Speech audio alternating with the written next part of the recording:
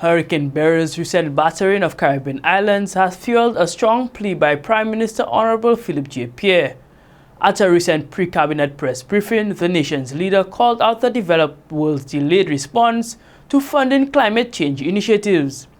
Developed countries have historically been the largest emitters of greenhouse gases due to the extensive use of fossil fuels for energy production, transportation, and industrial processes.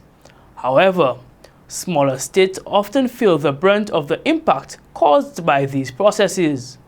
Prime Minister Pierre indicated that it is time for the larger nations to take deliberate action in this regard. The time for talking is over. We go to all these conferences and we get all these pledges from more developed countries about helping and 1.5 and all these things. I think the scientific knowledge is clear that we are in a situation where there is need for climate action. I think we care about that. The time for talk is over.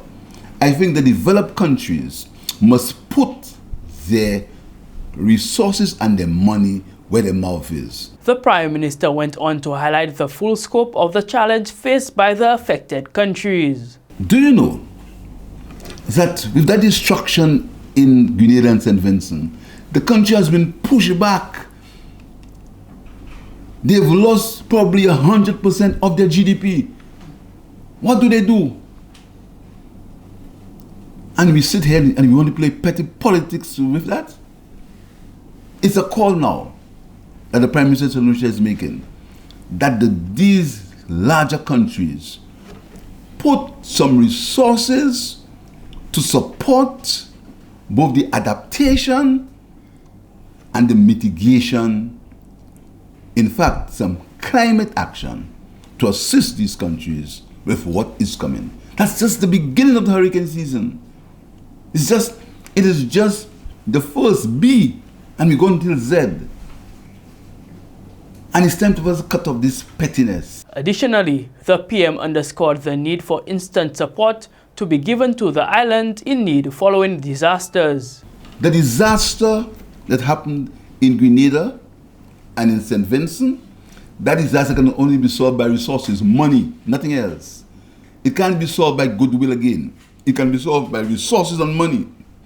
And if international countries help Grenada and the United Workers' Party want to call it bribery, that's their business.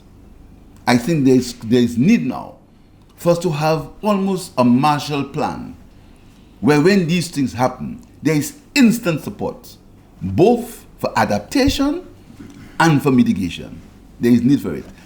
I believe that talk, we've got too much talk, all the conferences and all the talk must stop. The responsibility of the developed countries, who are the ones who the science has proven are the ones who are causing the emission that's causing the destruction, and we are paying for it in these islands. For Choice News Now, I am Quinn St. Juste.